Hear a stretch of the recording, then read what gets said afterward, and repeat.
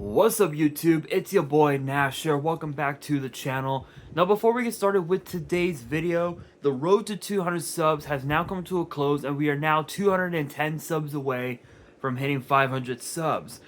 Excuse me. And if you guys are new to the channel, and I know that a lot of you guys are, because practically 100% of you guys are watching the content, but you guys are not even subscribed. So if you guys are watching the content, you like the content, and you want more of the content, but you guys have not subscribed as of yet, then make sure you guys do indeed subscribe to the channel, turn on the notification bell, smash that thumbs up button on this video, and as always, make sure you guys are following me on all my social media. Excuse me. All my ads will be in the description below, as will the info to my fan mail. It will also be down in the description as well. And I want you guys to post in the comments below answering the question of the day, which is basically today's video. But the question of the day is this: among the card as it sits now, what are your guys' predictions for the Elimination Chamber? Let me know down in the comments below. And honestly, looking at the card for this Saturday's Elimination Chamber, I can honestly say that this might just end up being one of the most star-studded Elimination Chamber PLEs we have had in a very, very long time. And it's weird because when you look at the history of the Elimination Chamber PLE, this goes all the way back to 2010, I believe it was, the first ever Chamber PLE. John Cena won the main event, but only to end up losing to Batista. So there's a lot of rich history with said PLE. Even also last year's chamber in Perth, Australia. Think about that, Perth, Australia, and I had to literally stay up all night just to watch. And the proof is literally on my Instagram. I literally stayed up all night, and I think once that video got posted, I think I had like maybe an hour or two sleep to try and rest my eyes just a little bit. But yeah, that proves how committed I've always been to my content. I know the last time that they did a PLE in Australia, I actually didn't watch it in the middle of the night like I did last year. I had to wait until the morning to watch, which it's like it was like okay. I could have watched it. I could have watched it in the middle of the night, but my brother was coming over that day, and I figured, you know what, let's watch it together. So anyway, that being said, this year will be in Toronto, inside the Rogers Center. First time in about what, 13 years, I want to say. First time in 13 years.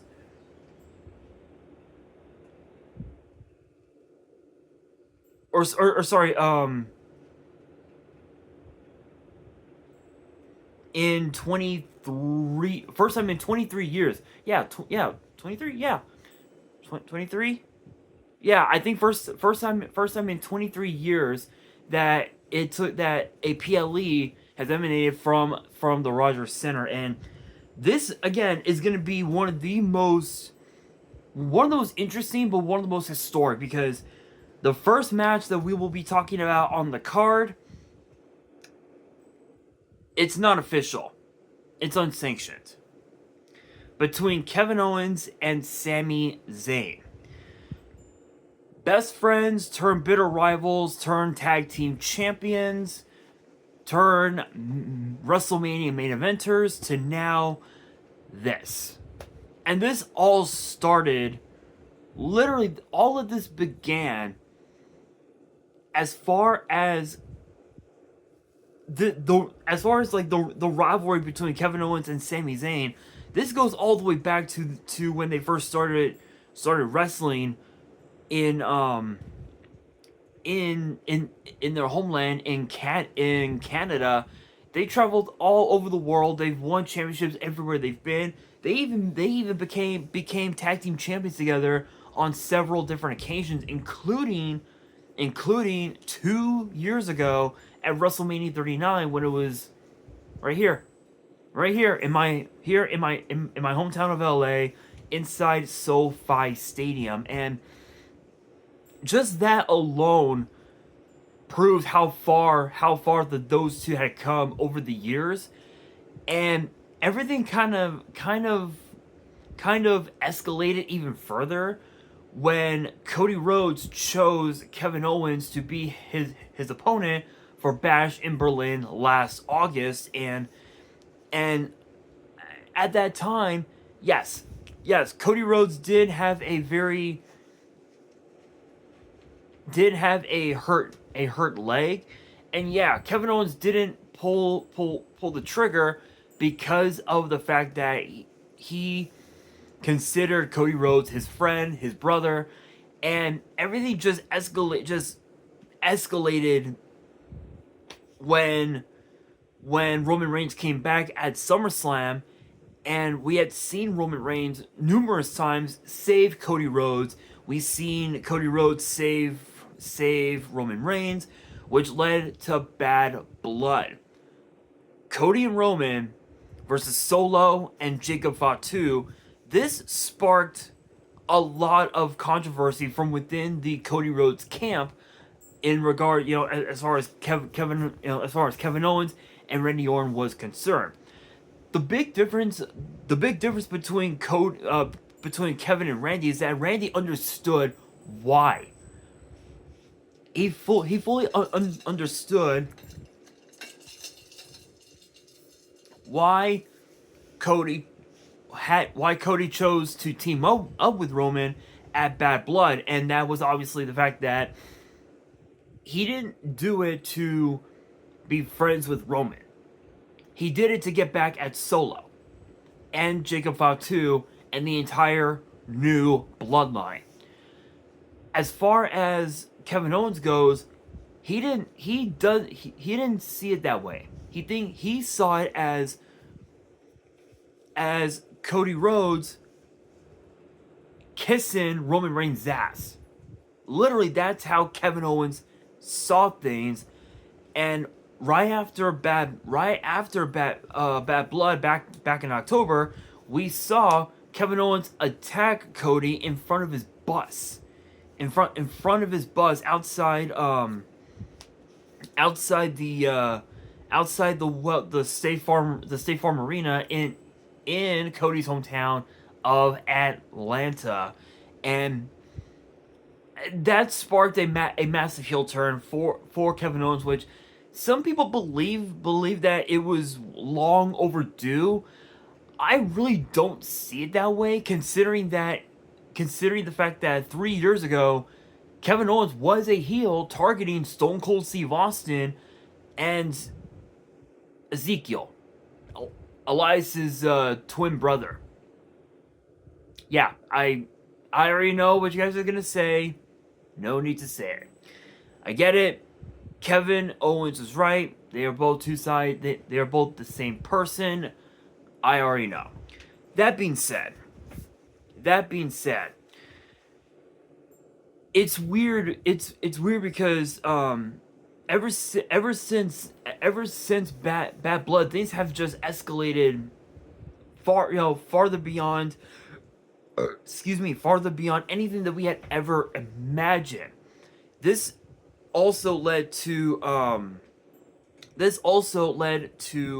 Sami Zayn reuniting with Roman and the Usos to take on to fight the new bloodline inside of War Games, which again sparked Kevin Owens to basically target Sami Zayn, and it's led to this.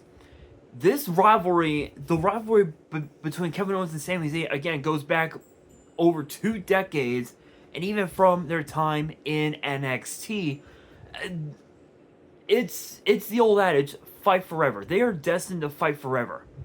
You know, they're destined to be teammates. They're destined to fight each other. It's never going to end.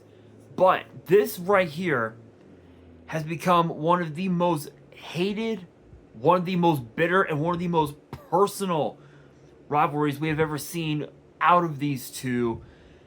And it's coming to a head this Saturday, but with how fucked up Sami Zayn's neck is he going to be at 100% going into this unsanctioned match?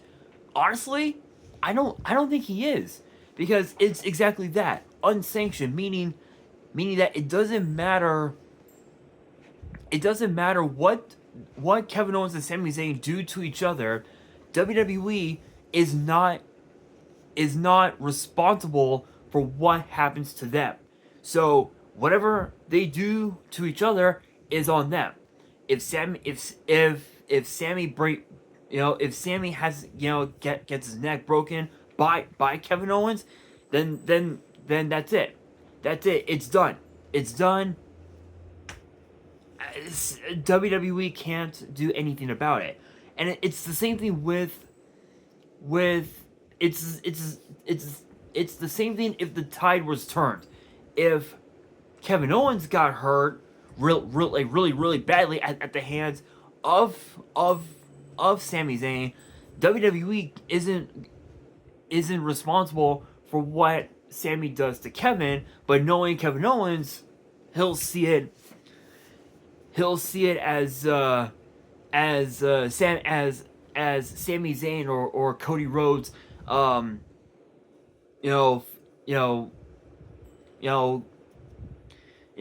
cahooting, if you will, with WWE. But speaking of Cody Rhodes, we also have that segment as well. Will Cody Rhodes accept The Rock's offer? We'll be talking about that in a second. But as far as this unsanctioned match goes, honestly, I can't. It's hard to decide. It's hard to decide who wins this because can't speak. With this unsanctioned match, you really can't predict who wins, because at the end of it all, everybody loses. Both Kevin Owens and Sami Zayn will get hurt. They'll both have their necks broken, their knees shattered or something. WWE won't be held responsible, and fans all over the world will be looking at this match saying, chanting, "This is awesome. This is awesome." And that's the fan inside of them. But in reality, as a human being, they understand that they're hurting each other because of how personal this rivalry has become. So in this scenario, I really cannot call. I cannot predict who wins it. I think if we're looking at if we're looking at this match health-wise, Kevin Owens has the upper hand.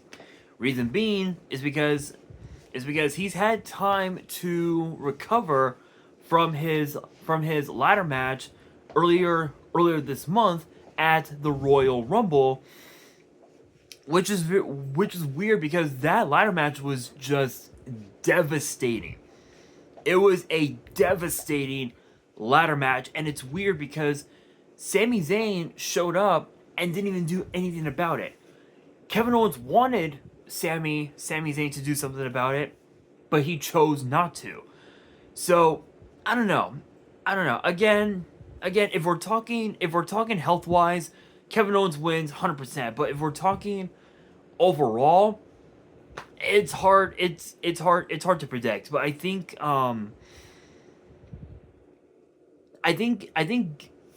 given how delusional Kevin Owens has become over the last few months, I think Sami Zayn is more mellow minded than Kevin Owens. So, I mean, it's possible that Sami Zayn could win, but we will have to wait and see. But since we are on the topic of Cody Rhodes, we saw this past Friday night on SmackDown. The Rock, the final boss, offered Cody Rhodes basically everything, basically wanting Cody Rhodes to sell his soul and sell out, go corporate, become a corporate champion, and turn heel. Here's the thing about that, right? So Cody Rhodes, the best heel run in WWE that Cody Rhodes had was when he was a part of the faction known as Legacy. That was the best heel version of Cody Rhodes we had ever seen. Now the best that version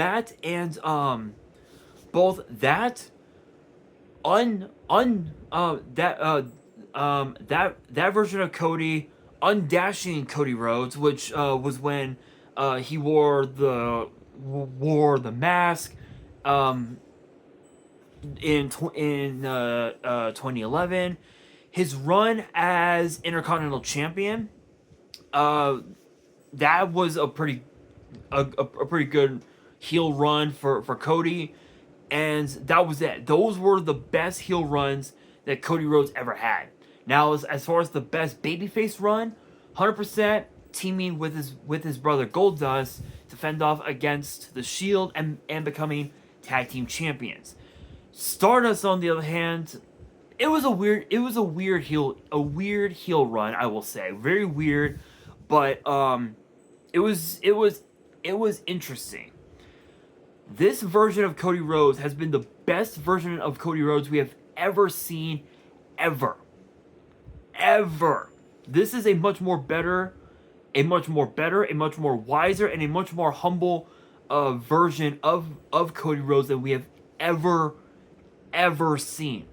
I guess him leaving WWE in 2016 really did him wonders, because think about what he did within that timeline, right? The time that he left WWE up until he came back in the same venue in Dallas, Texas.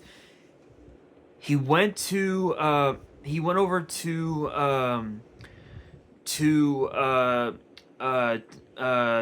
TNA, became a champion over there. Went over to Ring of Honor, became a Ring of Honor World Champion. Became a former NWA World Champion. Went over to New Japan, became the IWGP US Champion. Started up his own promotion, AEW. Became a 3-time champion over there. It worked out immensely for him, and coming back to WWE it really helped out, because he has won about 97%, literally 98% of his matches. 98% of his matches, he has won every single one. He has won all of them. There have only been a few instances where he has lost to guys like Solo, to guys like Roman, guys like Brock, just to name a few, and it proves how much better Cody Rhodes has gotten in the ring. And The Rock wants that on his side. But the question is Cody going to do that? I don't think so, because at this point, Cody has already made his millions. He's already made so much money. He's given his family a much more better life. He gave his mother Michelle Rhodes, Mama Rhodes, a better life. He's done so well for himself. I think Seth is right. Seth is right. Cody shouldn't do it.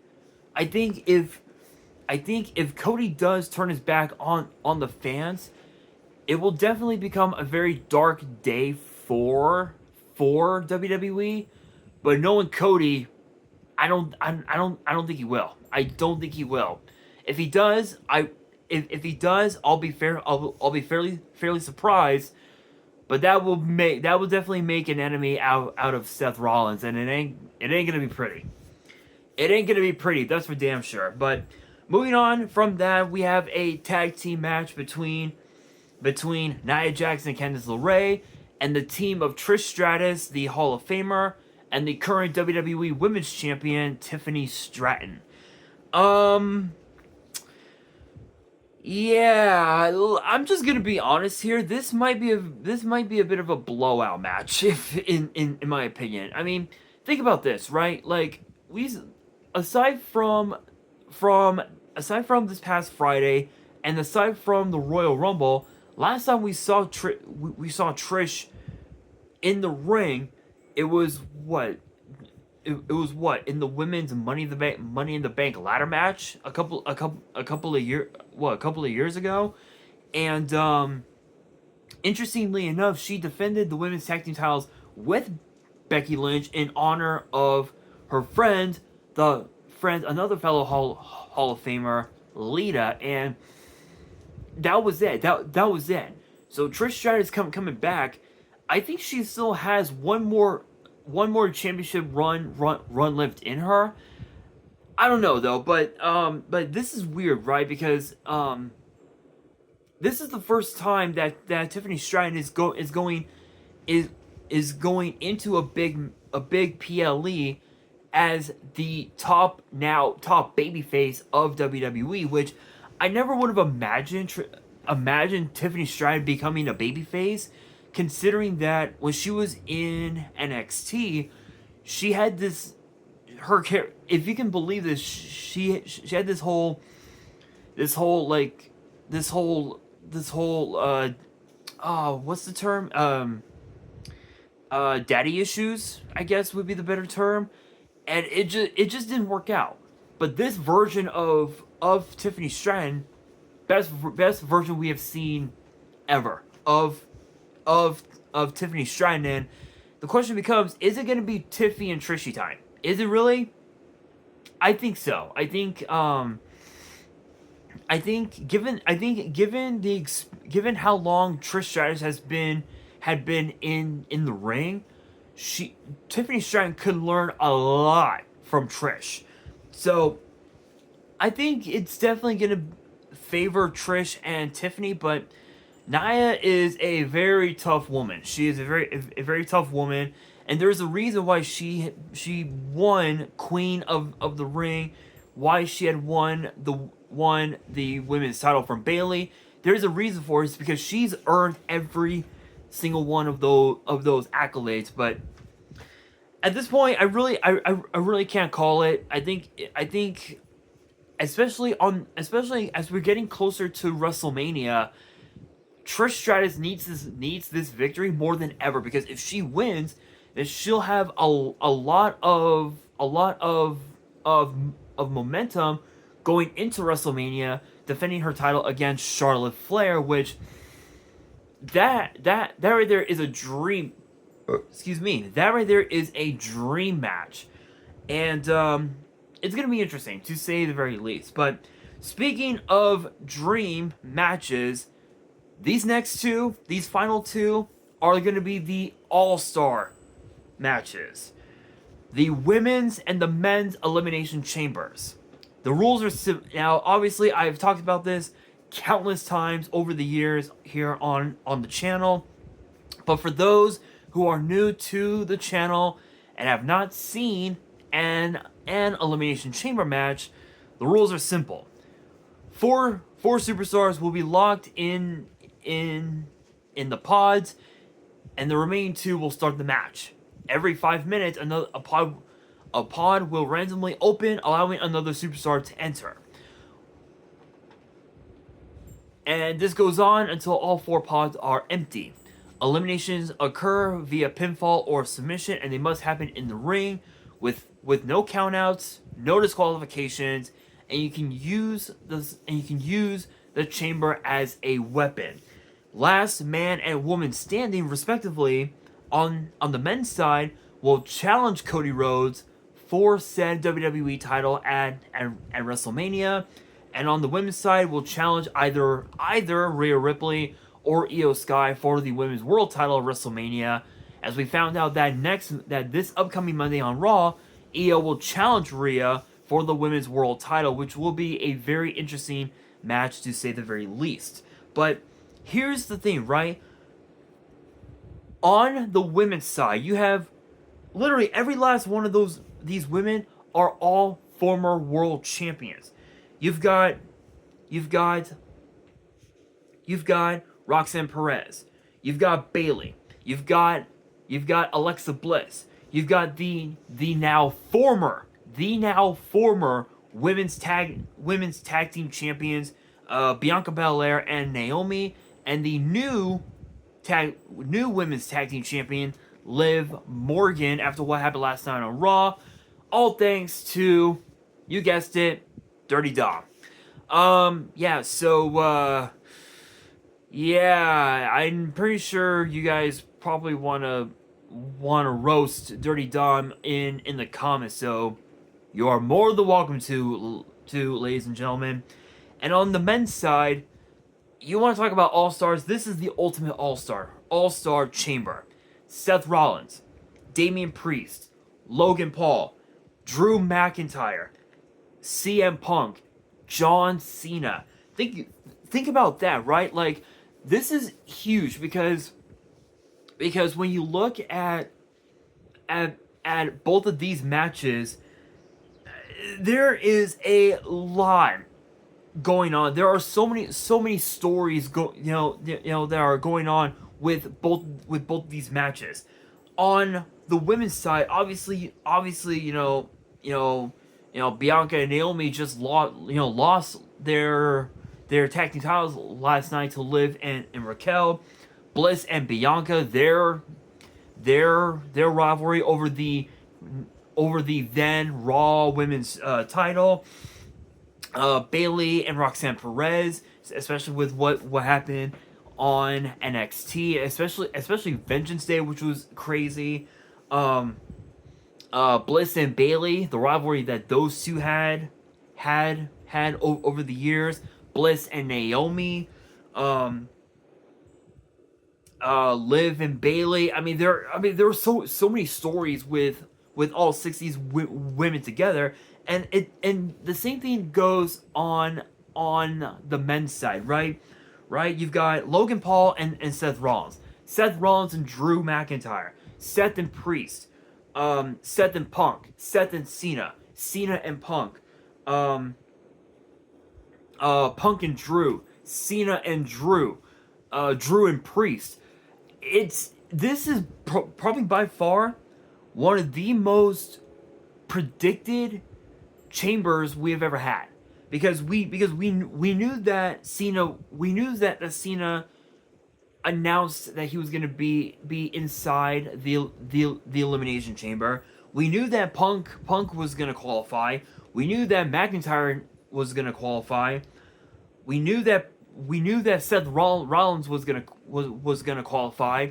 There were rumors that Roman Reigns was gonna attempt to qualify, but because that there were some rumors about the outcome, it wasn't going to happen. So they replaced Roman technically with Damian Priest, and then Logan Paul. Logan Paul was completely unexpected. We didn't expect Logan Paul to qualify, but considering the fact that he had pinned a WWE Hall of Famer in Rey Mysterio, not once but twice now, I think it's very well deserved. And with everything that's on the line at as far as WrestleMania goes, all six of these men and all six of these women, they need this.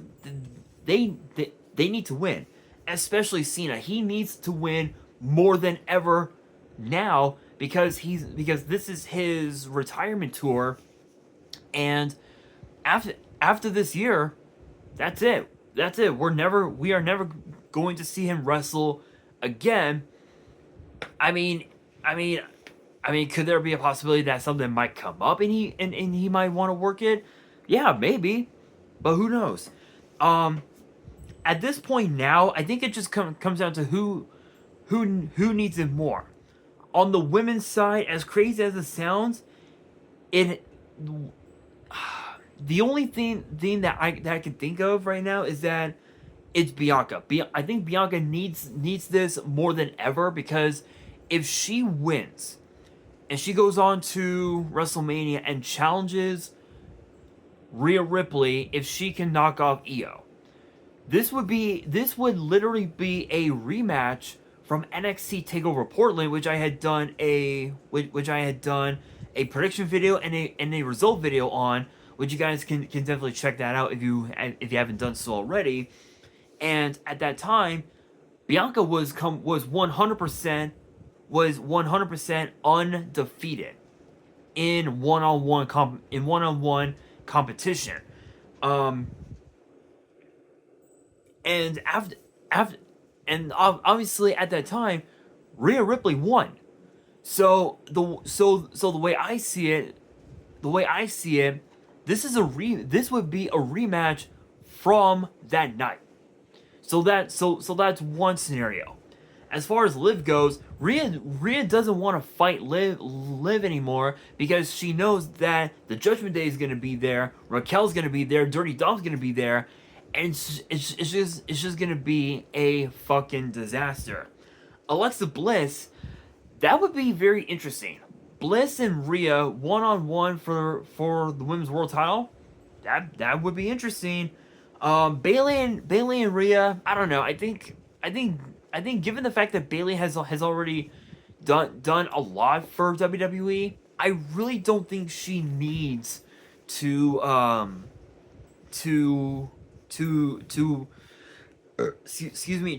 win this one. Naomi, I mean, that would be pretty interesting. Roxanne Perez versus Rhea, that would be something. But I think it comes down to Liv and Bianca, and I think it's Bianca.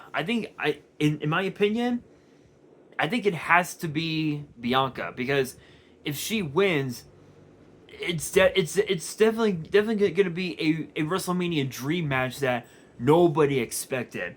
And as far as the men's side goes, I mean, as much as I would love to see Seth Rollins and Cody Rhodes go at it, I think it has to be CM Punk. As crazy as it sounds, I know